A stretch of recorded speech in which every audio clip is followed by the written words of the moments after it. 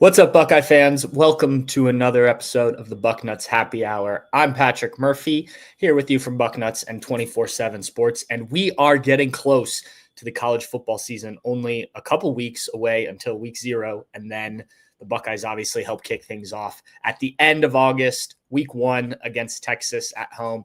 We're going to get into all of that on this episode. We're going to talk some national perspective on college football, the Buckeyes and other teams that are going to be in contention for the national championship, maybe some surprise teams as well.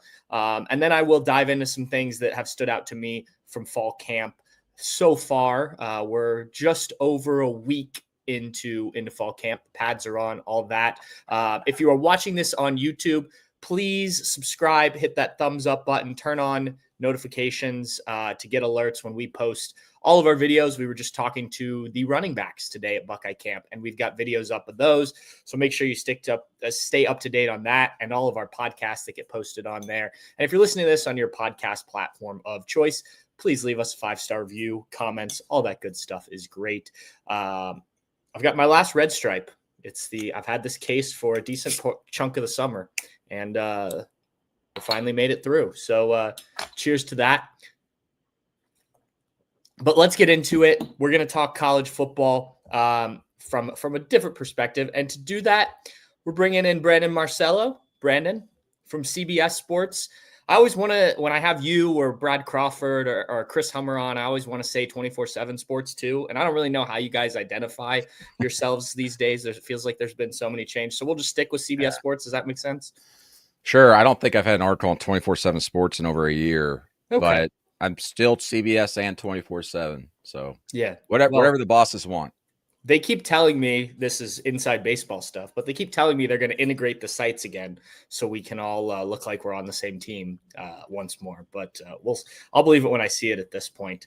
Brandon, you were out and about. I saw you at Big Ten Media Days. I know you've been around throughout the summer at various events, so I think you have some good perspective on this. I want to start with two teams that aren't the Buckeyes that have gotten a lot of talk this offseason and get your perspective on Texas and Penn State.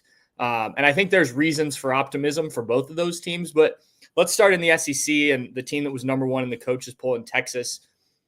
If you are a Texas fan, why are you super optimistic about this team? Maybe besides the very obvious things. Yeah, I mean, I think in a lot of ways, some people almost feel like Texas was held back offensively by Quinn Ewers, which I'm not completely sold on that. I do believe Arch Manning is a more dynamic and complete package quarterback for college football these days than Quinn Ewers because he can run, he can take a beating and all that.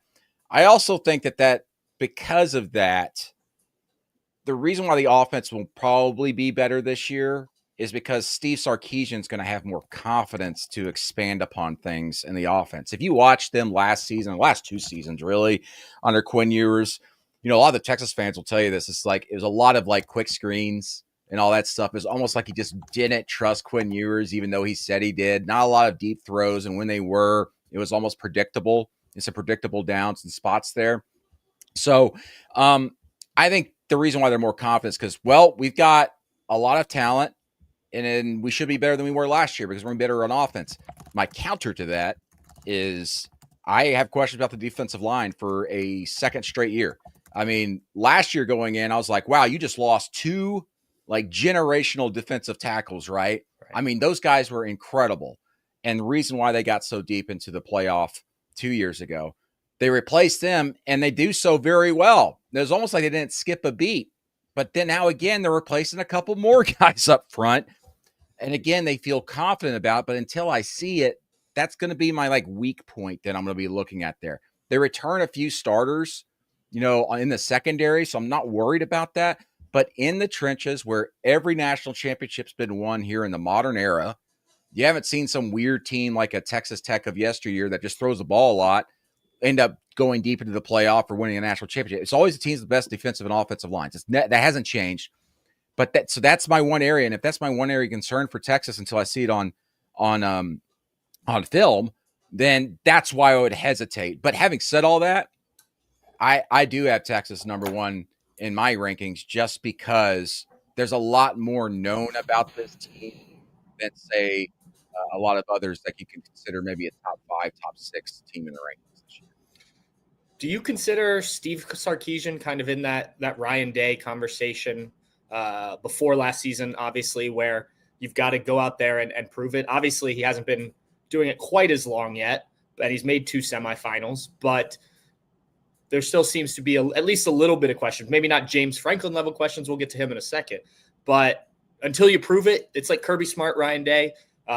People are going to ask about the big games and all sorts of things. Yeah, you don't want to become the Buffalo Bills. It's always the organization always circle. Like, to me, like a lot of ways, like Ohio State was kind of in that situation, though. I mean, it was still early, but you just kind of knew they were going to get over the hump. And then after that Michigan loss, of course, I was just like, oh boy, here we go. There's going to be so many vultures out. And luckily for Ohio State, they turned around. But yeah, I mean, you don't want to be a Texas program that ends up making like 3 straight college football playoff semifinals or 4 straight and not get to the national championship game and win it. And so we're just on the cusp of that starting. But of course, we got to see what happens this year. Making back-to-back semifinals is really kind of, I think, to me, a jumping off point for them, because unlike others, they jumped leagues right in the middle of that. They went to a semifinal, went to the SEC, then went to another semifinal, and by the way, went to the SEC championship game. And so now for them, it's just, okay, we've made this transition.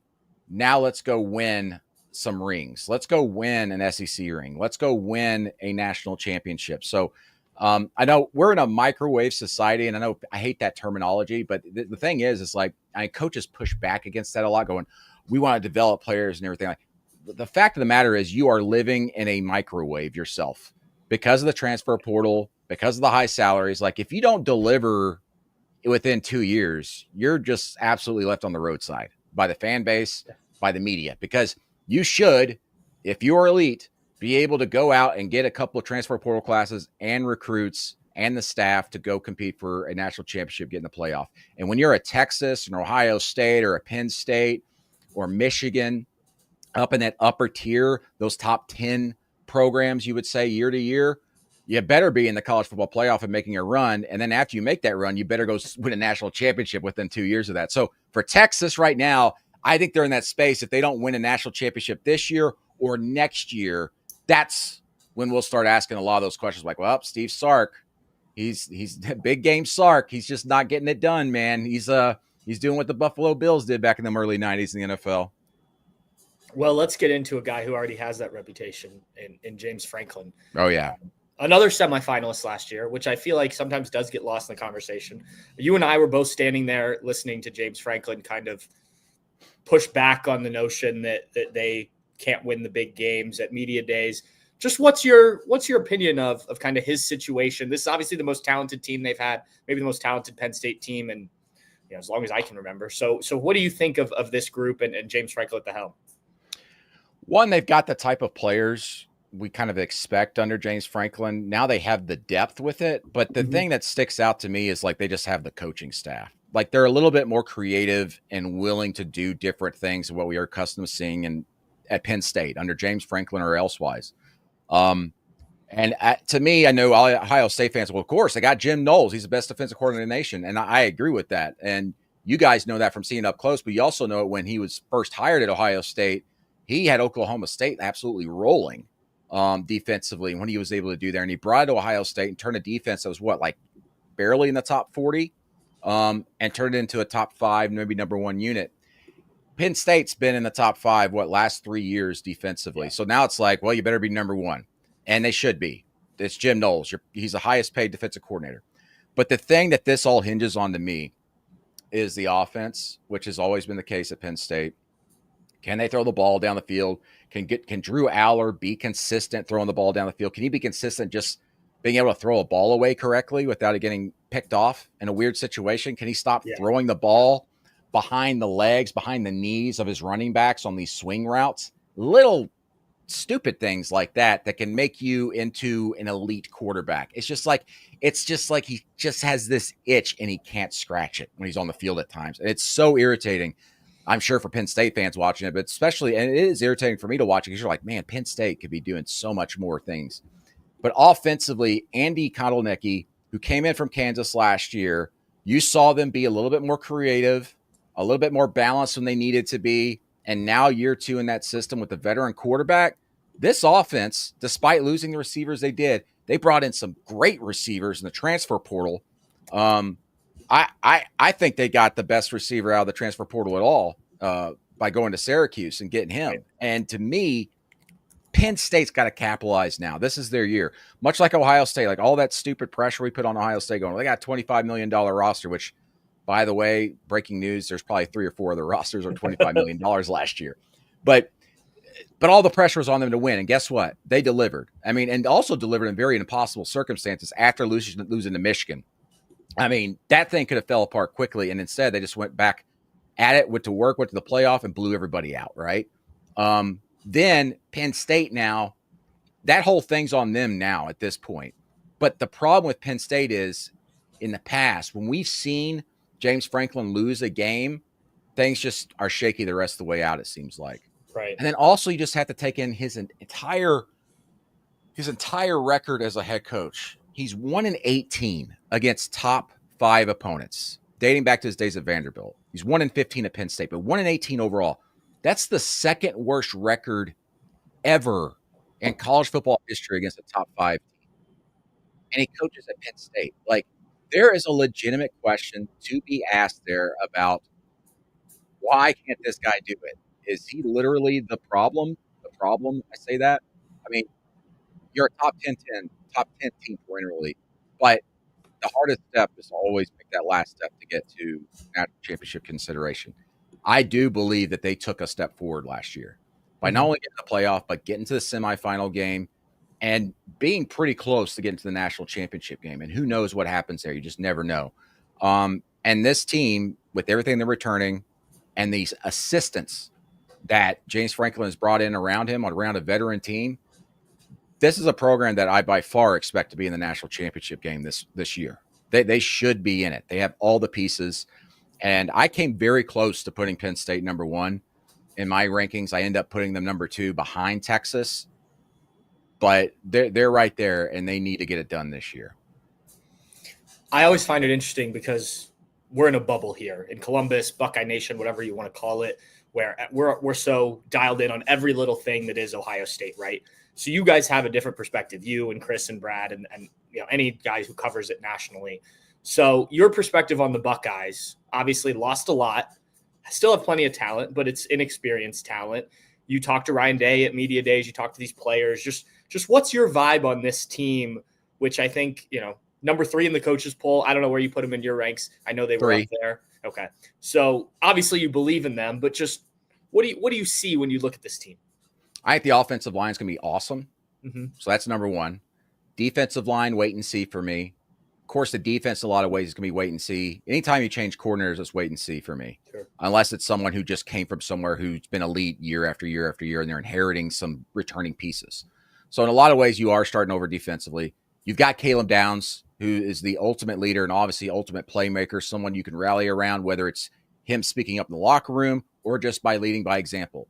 I know that's a cliche, but he's got it all back there. So you have a really solid diamond there to kind of look at and build around. But offensively, it's going to start that offensive line. I think they're going to be awesome. And, you know, I read your guys' reports and talk to people about what's going on at quarterback there.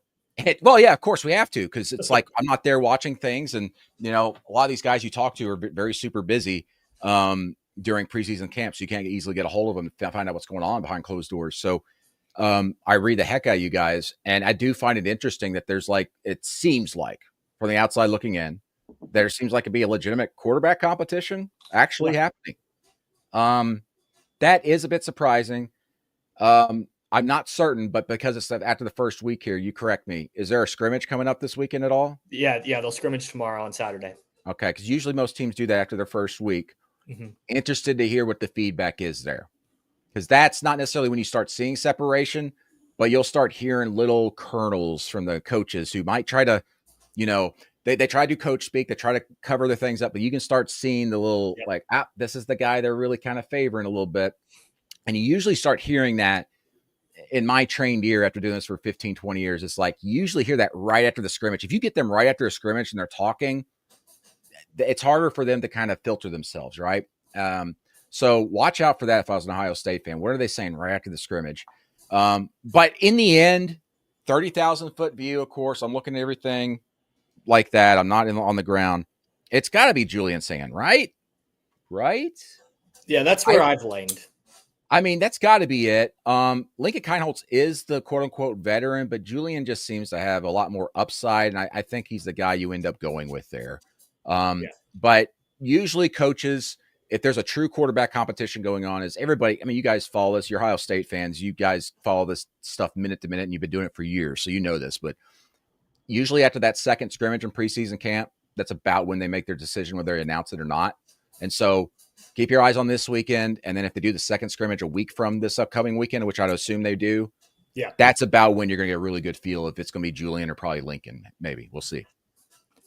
Of the sort of other top 10-ish or so teams, who are teams that you think people should be aware of in that group that can, that are legitimate contenders? And then I'm going to follow up with maybe some outside of the box teams that you're interested in, like in Indiana, like in Arizona State last year. But start with some of those teams that are ranked pretty high that you think maybe can really get the job done this year.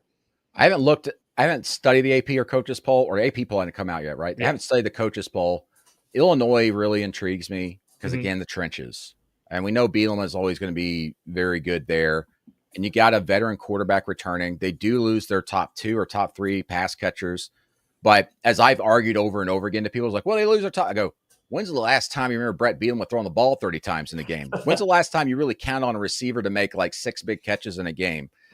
Now, they had to make some big catches in some tight games last year. Yeah. But there's other ways to kind of create that and build around other strengths of your team when you're a run-heavy program like Illinois. So Illinois intrigues me. The way I see it in the Big Ten this year, and obviously I can be wrong, and I probably will be wrong, I see the Big Ten as like a 3-team playoff representative this year. I don't see 4. I see it as 3. And to me, those 2 are Ohio State and Penn State. And then it's a wild card after that, in my opinion. And my wild card teams there are Illinois and Indiana. Again, I talked about microwave society these years. I mean, Kurt Cignetti is like totally taking that Moneyball approach where it's like, well, I just lost a 70% passer. So what am I going to go do? I'm going to go pick up a 70% passer out of the portal. I lost receivers that did all this production and were veteran guys. I'm going to go get veteran guys who produce the same type of numbers at other programs. It doesn't really matter the level to him. He just knows that they have the opportunity and the possibility of producing because they've proven it. And within his system, he'll replicate those numbers because they've proven it. That's how he does things. We'll see if it works in year 2, but I have a lot of confidence in just his planning style in this era. And so Indiana is a team that I think on the outside looking into the top 10 is a program to watch. The one team I'd say, we talk about teams that could surprise, teams that maybe could disappoint. They're like top 10. The one that comes to mind immediately is Oregon. They lost way too much for us to just automatically be slotting them in as like a top 4, top 5 team. And I got them ranked up high too, but man, do I hesitate because, I mean, listen, when's the last time Dan Lanning had a quarterback that wasn't a 5th or 6th year senior? Yeah. Never. He's never had that. It's always been guys he's had transfer in that are very veteran guys. I love Will Stein as offensive coordinator. I think he's one of the best out there, and he's going to figure things out. And as good a situation as you can be without going to the portal immediately to go get a 5th-year guy or 4th-year guy is by having Dante Moore transfer from UCLA, sit a year, learn, and then come in that same system, and there not being much changes. But the running back situation worries me. You're losing 1,000-yard rushers there. You're losing some guys up front. There are way too many questions on every line up and down from the 3rd level to the 1st level on offense, 3rd level to the 1st level on defense. And you can't say that about a lot of top 10 teams in the rankings this week, right? So to me, it's almost just as simple as, again, as I take a 30,000-foot view. I just look at them and go, way too many question marks. And it would not surprise me at all if that ends up being a program that wins 8 games this year or something like that. Also have to consider this. I know they absolutely bucked this trend last year, but they got to travel all around the country, right? Yeah, that wears on you. That wears on you. And that's also another thing you got to throw in here. Yeah, Penn State at night, the whiteout game this year. Is Oregon coming to town? I've got some questions from I posted and asked for questions on our message board. So these are kind of general college football questions.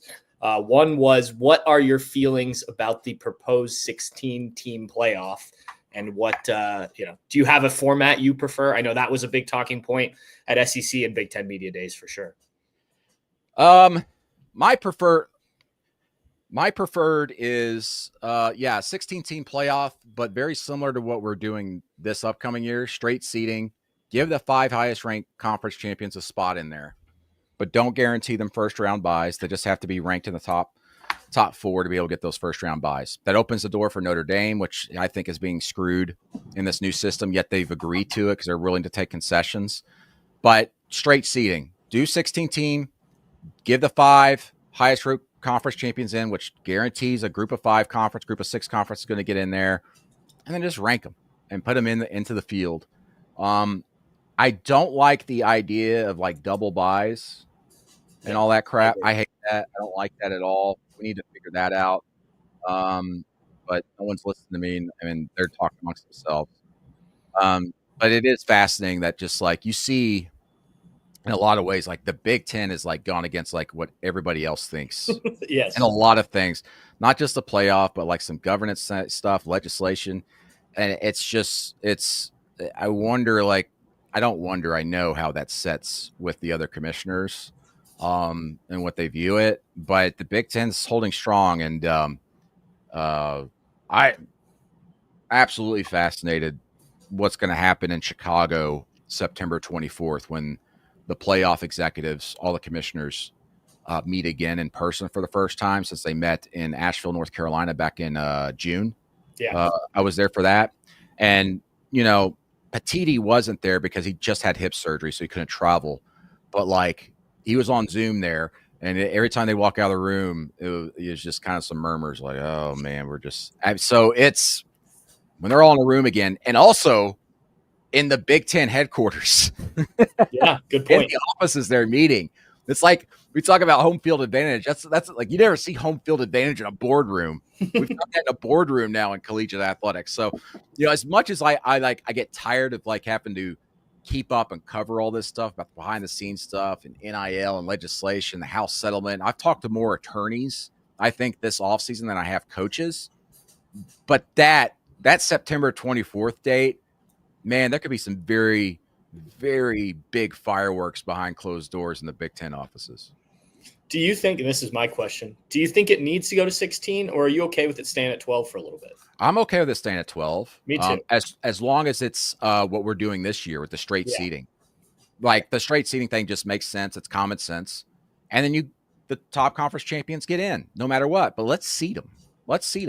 I mean, it's that easy. But I'm okay with sticking at 12. I'm okay with going to 16. Be honest, I'm okay with going to 24. I'm not one of those going, we're killing college football by letting more teams in. I'm not, because I'm a very simple-minded individual. More football, the better to me. But also, like, I also understand this. We saw this last year in the Big Ten and the SEC in particular. Teams do get hot at the end of the season, and teams that are barely on the outside looking in, outside that top 12, could end up making a run in the playoff. You mean to tell me you don't think South Carolina maybe could have made a run in the playoff? Yeah. I mean, they went on the road to end their regular season and beat Clemson on the road, a Clemson team that went in the playoff and pushed Texas around a little bit at Texas. So you mean to tell me you don't think South Carolina could have gotten on there and won a game or two? You mean to tell me you don't think Illinois, with their offensive and defensive lines and what they're doing at quarterback late in the season and the way they were able to beat some teams the way they did, the change in playing style going against teams that maybe weren't accustomed to playing against that type of team, you don't mean to tell me they couldn't have gotten hot while they were hot at the end of last season and won another game or two? No. Now, of course, people will say, well, if we expand to 16 or 24, like I say, you'll be like, well, the 25th and 26th teams will be, murmuring or whatever, never. Sure. But to me, I do think 24 is the perfect number. Okay. Because we are stuck in this mindset of top 25 teams. And I always have a very hard time ranking anybody below 20. Like, I'm like, it's my last 5 teams. We go to 24. I think that's the perfect number. Move the season up a week or two. figure some things out there, try to avoid the NFL, go to 24 teams. Now, that's me. Not a lot of people want that. No, I don't think anybody really wants it, but I'm okay with 12. I'm okay with 16. I'm okay with 24. I prefer 24, but let's keep it straight seating and just guarantee spots for the 5 highest ranked conference champs. All right. And then the last question from the Bucknuts message board. What is your sentiment and you're hearing from coaches and staffs about the current state of NIL? And this had to do with, obviously, they say the war for blue chip recruits. Ohio State has been in, sort of a weird place this offseason, coming off a national championship. Their class has dropped. And at least the perception is that a lot of it has had to do with Ohio State's lack of willingness to play ball the way some programs were right before that July 1st date. So as someone who's covered it, like you said, where do we kind of stand on all this? And what's your take? There are some programs out there that don't believe the House settlement is going to hold up in right. To test here. So they believe that we're just going to keep doing things the way we have been, or we're going to revert back to that. We're keeping the system we had in place beforehand. So a lot of ways, as you guys have seen, Texas Tech continues to land like top 10 talent. And, they're going to keep doing things until they're told no. A lot of programs are like that. But also you have to consider this, and I've had coaches, I've had commissioners tell me this too. This is still college athletics. Everybody's always been trying to find a way to circumvent the rules, bend them to their way, no matter what system we put in place. So coaches, commissioners, ADs can say whatever they want about, just give us a set of rules and we'll follow them. Well, you've had a set of rules since you've been in this thing, and not a lot of you have been following them anyway. What makes you think just because there's a new set of rules and it's all bright and shiny, everybody's going to adhere to that? That's never going to be the case. And that's what we're seeing right now. People are bending the rules, and a lot of folks believe that a lot of these House settlement terms just aren't going to stand the test of time. And heck, we've already seen that be tested like legally, just among the plaintiffs and the defendants in the case with the NIL collectives piece, right? A couple of weeks ago, like the you had them going, the plaintiff lawyers going, this isn't necessarily what we agreed to about just completely banning NIL collectives. And what do they do? Within a week, they've got it all figured out and rewritten, and NIL collectives are really a thing again. So if that was like the first firing shot and it changed so quickly, again, you can understand why there's a lot of ADs, and for a lot of that matter, a lot of boosters and big time business guys who have a lot of lawyers around them believing that they're going to be able to get a lot of things kind of pushed back out there to where it's more and more a free market that's a little bit unregulated. Awesome, Brandon. I appreciate it. I've kept you longer than I said I would. So I talked longer than I usually do, or I usually do, but I always talk long. Yeah. Well, I'm going to hope that I brought out the best in you here. And that's thank you for coming on. I appreciate it. That was great insight. And we'll have to have you back at some point once we get underway and we've got actual games to talk about. Absolutely. I'll be there week 1 in Columbus. I can't wait. You will. I'm looking forward to it. Yeah, man. See you, Pat. See you then. All right. Thanks again to Brandon Marcello, my colleague. Though he's a CBS Sports employee, I'm a 24/7 Sports employee. It's all under the same umbrella. So we all work together. I really like Brandon and the work he does. We talk a good amount. So wanted to have him on. I can't remember. I should have asked. I don't remember if I've had Brandon on before. I know I've had Brad Crawford on. I know I've had Chris Hummer on, who are also part of our national team at CBS Sports. That may have been Brandon's debut on the Bucknuts Happy Hour, but I like Brandon a lot. I think he does some good stuff. And I thought he brought some very, very good thoughts, opinions, and insight to all of that. So, yeah, I'm going to now dive into sort of answering some of the questions I asked Brandon a little bit, just about the teams I think that can make it in terms of, really contending for the national championship. And then I have a thought about Ohio State, having talked to all that fall camp. If you have any questions, I meant to put that in there, say this earlier. If you have any questions, Buckeye related, national college football, anything, feel free to throw those in the chat if you're watching this live. I should have time at the end. I did see some comments. I'll address those as we go. But if you have any questions, please do that. I love answering questions or kind of conversing back and forth with everyone.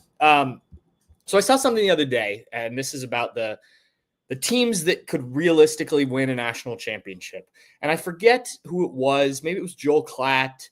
I don't remember, and I apologize for that. But they said the top 9 teams in the coaches poll probably all have a realistic shot at winning the national championship. If you haven't looked at the coaches poll, number 1, Texas, number 2, Ohio State, number 3, Penn State, number 4, Georgia, 5, Notre Dame, 6, Clemson, 7, Oregon, 8, Alabama, and 9, LSU. And I think when you look at that, it's hard to really make an argument against any of those having at least a shot at winning the national championship. I do think after that, you got Miami at 10, Arizona State at 11, Illinois at 12, South Carolina, Michigan, Ole Miss. We can go down the list.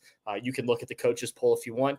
But I think that does make some sense. Now, I certainly think the top 4 are bona fide national championship contenders. That's Texas, Ohio State, Penn State, Georgia. I think when the AP poll comes out on Monday, you will have very similar rank. Maybe there's some movement. I would not be surprised if Penn State is 2 and Ohio State is 3 in the AP poll. But I think it'll probably be something like that. Like Notre Dame, I have a bit more questions about.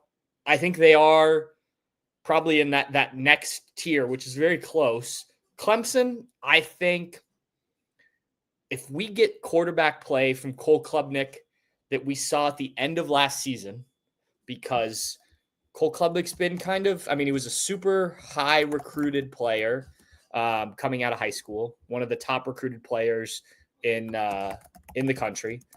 And it's not really hit the way that I think Clemson fans hoped for. Just pulling up his stats here. He only threw 100 passes his freshman year, 61% completion, 2 touchdowns, 3 interceptions. His sophomore year, 63.9%, 2,844 yards, 19 touchdowns, 9 interceptions. Good, not great. And then last year, he sort of hit the form that I think people did, especially over the second half of the year. 3,639 yards, 36 touchdowns, 6 interceptions. And if you look back at his season, it was really sort of the end of that year where he really started to kind of hit his stride, especially in the college football playoff, which is why I think people have talked about him. He threw 7 touchdowns in 2 games, 3 of those against Texas defense, which was one of the better defenses in the country, 4 against SMU. So he finished really strong, other than the loss to South Carolina at the end of the regular season. So I think if you get that version of Cole Klubnik, Clemson's very much in the mix, a really good defensive line. Oregon, I thought Brandon brought up some really good points about, like with just the numbers they lost. Now, if things hit, I think that it could work, but with their recruiting, which has gotten significantly better, but I don't know if they've stacked talent the way a Texas, Ohio State, Georgia, Penn State right now, Alabama, especially in the Nick Saban era. Like, I'm not sure Oregon has done that yet. They're doing it now. So for me, Oregon is a team I could certainly see. Alabama is another interesting one because certainly the talent, but we obviously saw last year some hiccups first year after Nick Saban. Is there a bounce back where, okay, we were almost in the playoff last year. Now we're going to take it where we're back to, contending as a top team in the SEC. I think they take that step, but I until I see it all kind of click for the Crimson Tide under Kalen DeBoer, I'm going to have questions about replacing a national championship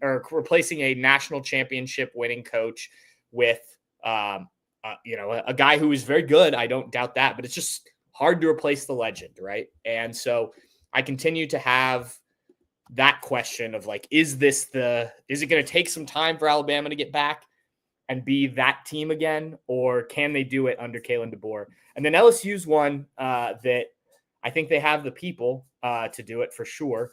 I think that, the quarterback, Garrett Nussmeier, like there's talent on that roster. That's a team that I think at number 9, assuming they're number 9 in the AP poll going to season 2, could surprise some people. They will get tested early. I think it's week 1. Who they have week 1? Oh yeah, it's Clemson week 1. That's right. But after that, the schedule is pretty simple. I mean, Louisiana Tech, they do play Florida as usual, Southeastern Louisiana, Ole Miss, South Carolina, at Vanderbilt, the Ole Miss game also on the road, Texas A&M, at Alabama, Arkansas, Western Kentucky, at Oklahoma. Like, that's 8-9 wins probably pretty easily there. So that's my cutoff about where I think you've got legitimate national championship contender teams. And the teams I probably question the most in there are Oregon and Notre Dame, but I still think they are within that mix. I'm really interested, and I know this has been a talking point this summer, of Illinois when we're talking Big Ten.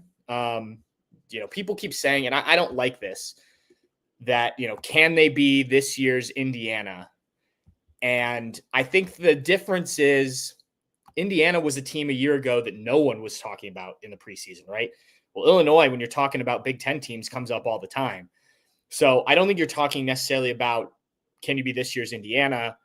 I think you're saying, can you be this year's third Big Ten team like Brandon was talking about, or fourth Big Ten team, depending on how Oregon is?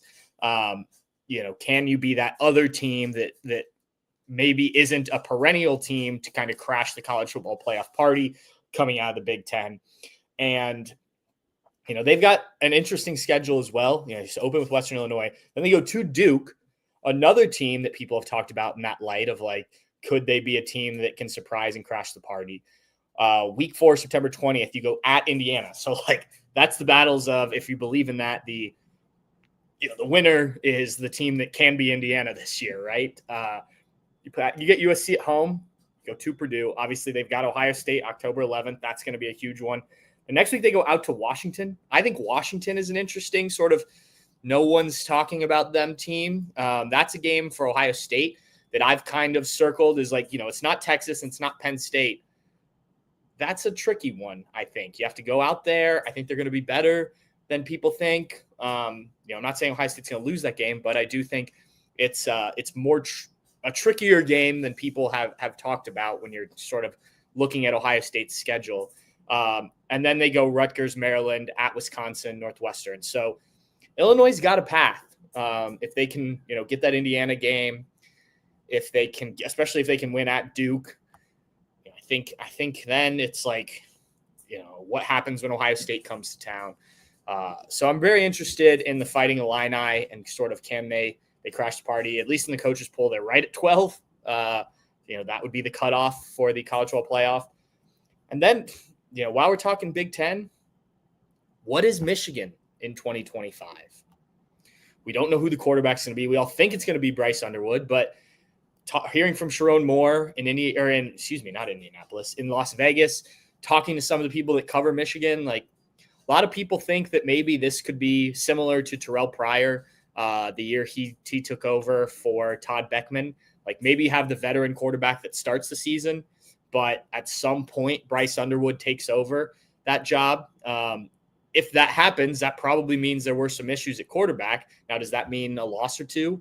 I don't know. They do have the early season non-conference game at Oklahoma in week 2. They go to Nebraska at the end of September, at USC, at Michigan State. They get Washington at home. They do play 2 straight road games before Ohio State comes to Ann Arbor. Now they're against Northwestern, Maryland, so they should be okay there. But it is, it's not a difficult schedule, but it's also not the easiest schedule. So what are the Wolverines? Can they get back to being a team around there? And that's not even talking about everything else surrounding that program, right? If there's a punishment that comes down, regardless of what it is, how does it affect the morale of the team and things like that?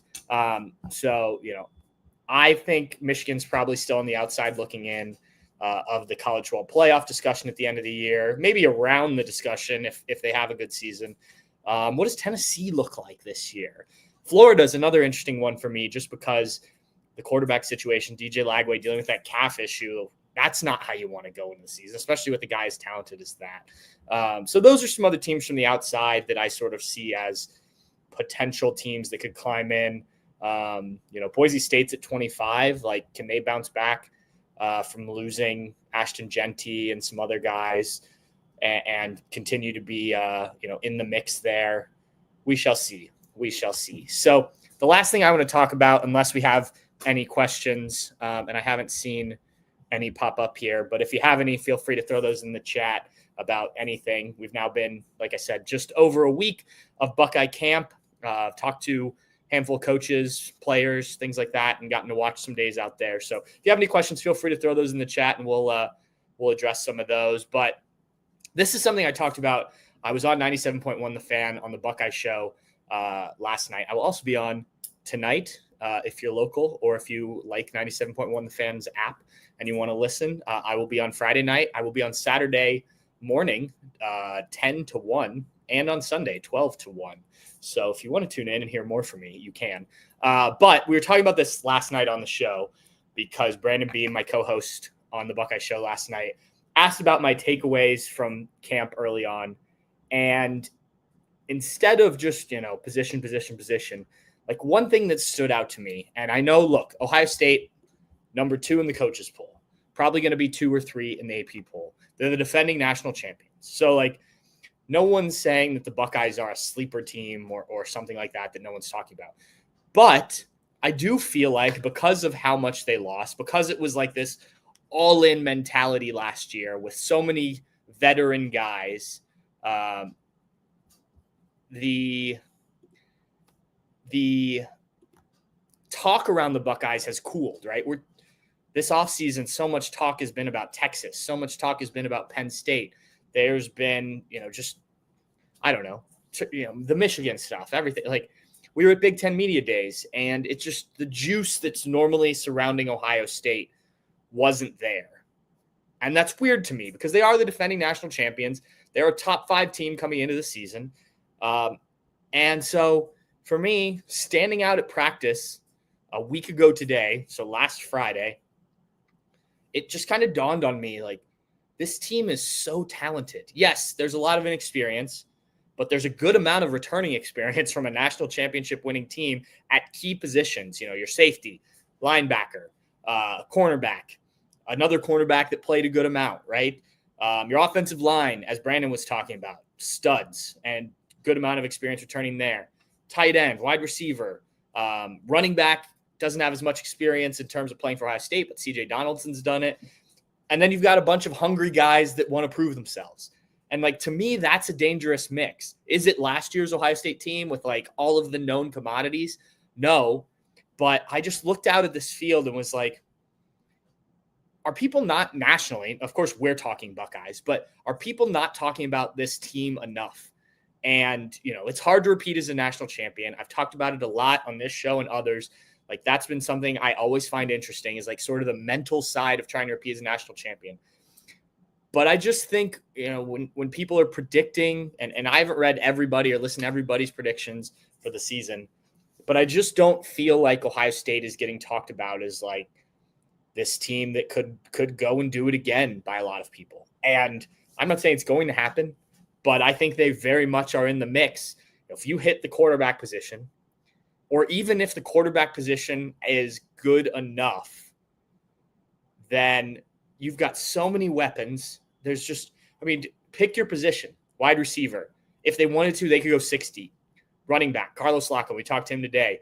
He was asked about, like, having a 2-man rotation and quickly pushed back. Like, we've got 6 guys. Let's not talk about 2 guys. Now, is Carlos Locke going to play 6 running backs? No. But if they were all veteran and proven enough, I think he would find a way to do that. You have at least 2, maybe 3, maybe 4. Offensive line. You've got your starters, some combination. There's decent depth there. Tight end. You just brought into an already loaded tight end group. You brought in the best, arguably, tight end in the transfer portal in Max Clare, right? Defensive line. Look at the edges. I don't think we're talking about this enough because everyone's focused on the lack of depth at defensive tackle, or the perceived lack of depth. Kenyatta Jackson, who everyone we talked to was talking about what a freak he is. Caden Curry, we hear what a motor he has. We've heard it for years. Those 2 guys haven't had a chance to show it. They're going to get to. And then they're backed up by CJ Hicks, Bo Atkinson, who put up pretty good numbers at North Carolina, and Logan George, who put up really good numbers at the FCS level. And, if he gets healthy, he looked really good in the spring. yes, there's a bit of concern at defensive tackle depth, but I think you're starting to build some of that. Will Smith Jr.'s name's one that's come up. We saw Eric Mensah, play a little bit more when Edric Houston was out. Tywan Malone, those guys, like the bodies are there if you can get them to play at the level. Linebacker, you have two studs in Sonny Styles and Arvell Reese. You've got Peyton Pierce, who is the third guy. That's a guy who would start most other places. And then these young guys, like you probably don't want to have to go to those guys in big roles, but people are talking about Riley Pettijohn in a very positive way for a guy who hasn't been on campus that long. Cornerback, Davis Nigbinosin, Jermaine Matthews, Aaron Scott Jr., Bryce West, Miles Lockhart, Devin Sanchez, Lorenzo Styles. I mean, like, that's 7 right there of guys that are going to play if they're at the other program. And some of those guys are going to sit most of this year. Safety, I think they're probably going to go with Caleb Downs and rotate or use Caleb Downs as sort of the nickel at times with Malik Hartford and Jalen McClain. So, like, that's a load of talent and depth at the positions. Even at safety, beyond those two, Fahim Delane was a guy who was getting some buzz early on this offseason, things like that. So, yes, the experience isn't there. Is this the most talented Ohio State team ever? No, I wouldn't say that. They've got to go prove that. But I do wonder, are people not talking about this Buckeye team enough and, nationally? And like, I think if you are Ryan Day and his staff and his players, you prefer it this way, right? You'd prefer everyone talking about like, ooh, Penn State, ooh, Texas is going to come in week 1 as like this loaded team with Arch Manning and those type of things. I think this is exactly how Ryan Day would draw it up. I think he would prefer this and using motivation if he needs to than a year ago when all of the talk was positive about this team and like, well, if they don't win it all, things like that. Yes, you had more talent, proven talent, I should say, last year, but you also had all the positive talk and as Nick Saban called it, rat poison, right? And so I think Ryan Day would prefer this. Like, not that Ohio State's going to sneak up on anybody because you're still Ohio State. You're the defending national champions. But yeah, let them talk about these other programs. No doubt about it. Buck Rational says, it's just fatigue. I can't blame everyone for wanting to focus on other teams. I completely get what you're saying. My pushback would be, where was the Alabama fatigue? We talked about Alabama every year, right? Like, no one got fatigue of them. Now, maybe that's, you'd say ESPN, SEC bias, and maybe that's part of it. I don't know. But I just think like people look at this and are like, yeah, I don't know these players' names from a national standpoint. So, they probably will be good, but this probably isn't their year. I would push back on that a little bit, at least being in contention. Keith Jeffrey said, D tackle depth and quarterback are the concerns. Yeah, I get it. You'd like to feel more confident in the quarterback position. And until a starter's named and you see it, you're not going to do it, or you're not going to have that. What I would say to that is I think that both of these guys, Lincoln Kienholz and Julian Sayin, can deliver what this team needs from a passing standpoint. Now, the one thing that I am concerned about when it comes to the quarterbacks, and we talked to the quarterbacks this week, it's that, and Ryan Day talked about it, the leadership, the command of the huddle, like all that stuff. Julian Sayin has this very California laid back demeanor to him. And that's great. You can do things with that. You don't have, Jared Goff is a guy like that. We've obviously seen the success Jared Goff has, right? In the NFL. And you can certainly lead that way. And he's got to grow in that department too. But it's just not the fire, you compare him and Lincoln Kienholz similar way. Like Lincoln Kienholz is a little bit quieter. They both are just kind of chill, quiet. And like, that's not necessarily a bad thing. But if you look at Will Howard last year and just compare the two, go watch an interview of Will Howard and then go back and watch these interviews with Lincoln Kienholz and Julian Sayin. Now, that's not a direct reflection of how you lead in the locker room, in the meeting room, in the huddle, on the field, all that. But I think as soon as we heard Will Howard, it was like, oh yeah, that guy can lead, that guy can do that. Not saying that these guys can't. It's just not necessarily as immediately apparent. And if there's one thing that I would be a little worried about with either guy, because the weapons around, either guy can get the ball to those guys. those receivers, hand the ball off to the running back. I think both can recognize the play and everything like that. I think the leadership thing is going to be something I'm keeping an eye on. I'm not saying they can't do it at all. I'm just saying it's something I'm keeping an eye on because they're just not that. They don't have that same nature as a Will Howard, as a CJ Stroud, as a Justin Fields, guys like that.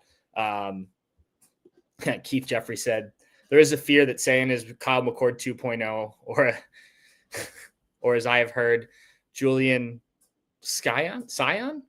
Yeah, I mean, I guess I could see that. I don't think so. Here's what I will say. Last year, before the season, about this time last year, there were people on the team in that building, I guess I will say, that wondered if Julian Sayin would be the best guy because of some of the throws he was making. He has a special arm. And yeah, there's consistency, things like that at the time. Obviously, you brought in Will Howard for a reason, but it was like, if we're going all in on a national championship, is this the guy with the talent we have again around him to go out there and do that? This is not a slight on Kyle McCord at all.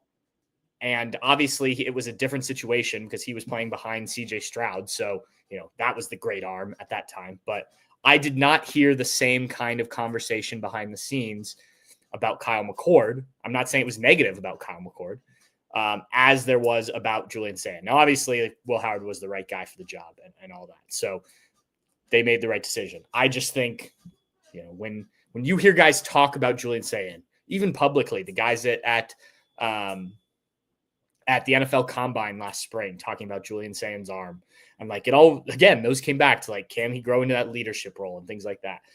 And that's why I've leaned Julian Sayin. Lincoln Kienholz can make some really good throws. His athleticism is certainly something that you could use. I think, again, either guy can do that. And look, Kyle McCord was probably a throw away, a completion away against Michigan if Donovan Jackson doesn't get pushed back into him, of throwing that ball to Marvin Harrison Jr. and winning that game and going to the college football playoff and maybe winning a national championship. Like, think about that. I know the view of Kyle McCord is pretty negative at this point when it comes to Ohio State fans, but I think some of that is unfair. Was he the best quarterback of the Ryan Day era? No. But if he has a second or two longer, he probably throws that to Marvin Harrison Jr. You're in the red zone-ish area, I think. I don't remember exactly where Marv was. And you probably win that game, and then you go to the playoff. And, who knows what happens in a 14 playoff. But we saw what Michigan did. And I think Ohio State could have done something similar. Remember, Michigan won with J.J. McCarthy, who we'll see what J.J. McCarthy is as an NFL quarterback. He was a good college quarterback, wasn't a great college quarterback, at least in that offense. Kyle McCord, I would say about the same. So we'll see. I think, you could have won a national championship with Kyle McCord had you protected just a half second longer, I think. So can Julian Sayin or Lincoln Kienholz do the same thing? Yeah, I think they have a better offensive line right now. That's just my take. All right, I'm going to wrap this up. I want to thank Brandon Marcello from CBS Sports for coming on. Love Brandon. Love talking with him. Read his work on cbssports.com. He does a great job. As he mentioned, he's going to be at the Ohio State-Texas game with us, helping us cover that. So he'll have some stuff from that. I assume he will have stuff leading into that as well. Brandon does a great job for us. Thank you to all of you for tuning in, whether you watch this live. If you are watching this live, again, if you're on YouTube, hit that thumbs up button, hit the bell to turn on notifications for when we upload all of our videos. This is the time of year when you want to get those videos, right? The interviews and everything, podcasts, all that good stuff. If you're listening to this on your podcast platform of choice, subscribe, leave a comment, 5-star review. All of that is great for us. Anyway, guys, we are getting close. We are getting close. It really feels like football now. We're, like I said, a week into fall camp. So it's been fun. Saturday, Ohio State will do their first scrimmage of fall camp. So stay tuned for information out of that as we can get it. They've really tried to lock that stuff down, but we will do what we can. Anyway, Buckeye fans, cheers.